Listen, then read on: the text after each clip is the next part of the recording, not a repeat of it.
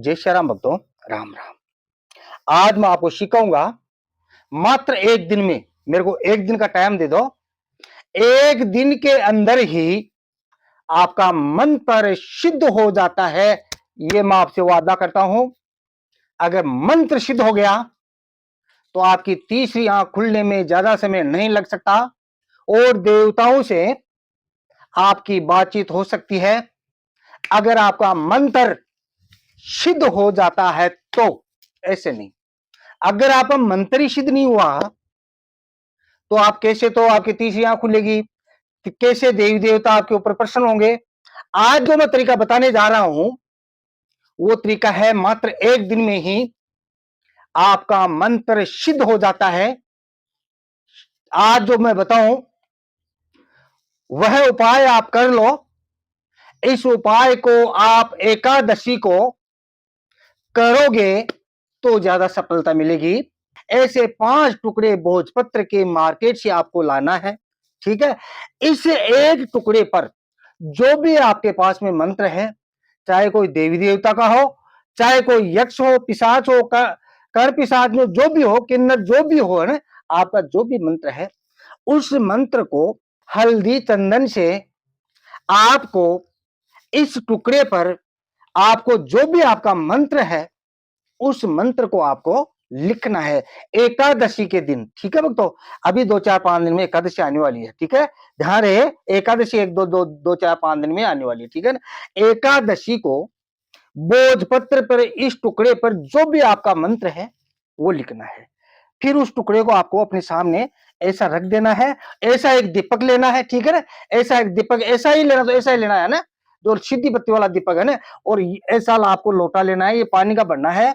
दीपक को ऐसे देखो, ऐसा बत्ती अपनी तरफ रहनी चाहिए ना, ऐसे आपको ऐसे रख देना है। इसमें आपको तिल का तेल यूज कर सकते हो या घी का तेल इस दीपक के अंदर यूज कर सकते हो, है ना। दीपक को साक्षी मानकर जो भी आपका मंत्र है उस मंत्र को भोजपत्र पर दीपक को साक्षी मानकर आपको अपना मंत्र लिखना है। चाहे देवी का हो या देवता को हो, चाहे पिशाच का कोई भी मंत्र हो, आपको इस भोजपत्र पे लिख लेना है, ठीक है। और अपने सामने यहां पे दीपक के सामने आपको रख देना, ठीक है। उसके बाद में फिर से आपको दूसरा भोजपत्र लेना है, वही मंत्र आपको फिर से लिखना है, ठीक है। वही मंत्र फिर से लिखना है, फिर उस दीपक के सामने आपको रख देना है। फिर तीसरा भोजपत्र लेना है, तीसरे भोजपत्र भी आपको वही मंत्र लिखना है। फिर चौथा भोजपत्र लेना है, चौथे भोजपत्र भी वही मंत्र लिखना है। उसके बाद में जो पांचवा भोजपत्र है, ठीक है, पांचवा भोजपत्र भी आपको वो मंत्र आपको लिख देना है, ठीक। जो आपने पांचवा भोजपत्र पे मंत्र को लिखा है उसको आपको ऐसे फोल्ड करना है, ठीक है। ऐसे आपको ऐसे फोल्ड करना है। ये प्लास्टिक में पैक है, ठीक है, ध्यान रखना, है ना। आपको प्लास्टिक हटा देनी है ना, ऐसे फोल्ड करके, ठीक है। ऐसा फोल्ड करके आपको लॉकेट लेना है, तांबे या पीतल का हो या चांदी का, जो भी अपनी इच्छा के अनुसार आपको एक लॉकेट लेना है। उस लॉकेट के अंदर आपको इस भोजपत्र के टुकड़े को लॉकेट के अंदर डालना है और उसको वापस बंद कर देना, ठीक है। उस लॉकेट की विधि विधान से आपको पूजा करनी है। विधि विधान से पूजा करके लॉकेट को, है ना, दूध दही शहद पंचामृत से स्नान करे, है ना।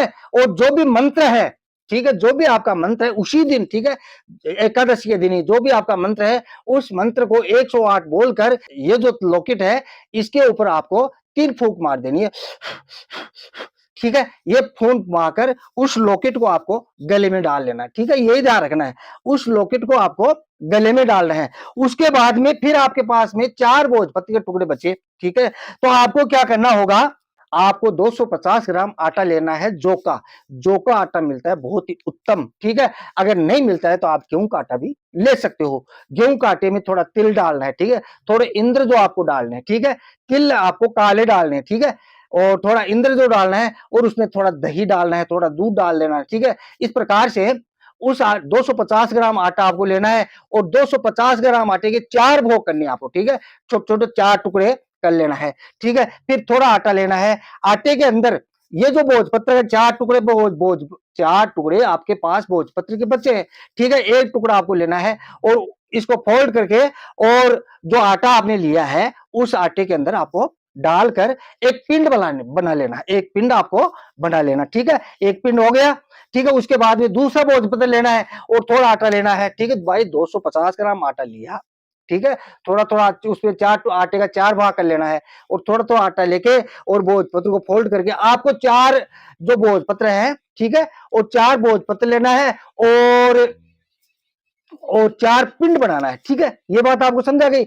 उसके बाद में एकादशी के दिन ही उस पिंड को आपको क्या करना होगा, सबसे पहले आपको एक पिंड लेकर एक डोने में डालकर, आपको, ये तो स्टील का बर्तन है और आपको ऐसा डोना आता है, पत्तल डोना है ना, या कोई पीपल के पत्ते में डालकर, है ना, या तो पत्तल डोना लेना या पीपल के पत्ते में डालकर, है ना, उस पिंड को पीपल के पत्ते पे डालकर सबसे पहले आपको उत्तर दिशा में जाना है।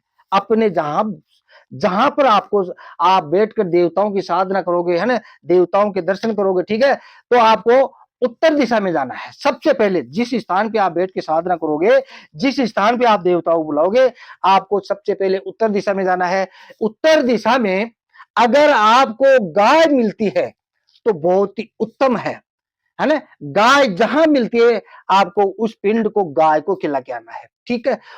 फिर उसके बाद में घर पे आना आपको, है ना। घर पे आके फिर आपको, भाई आपके पास 4 पिंड है, फिर आपको एक फिर पिंड आपको वो पीपल के पत्ते में या डोने में डालना है, पतल डोने में ना, और आपको पूर्व दिशा में जाना है।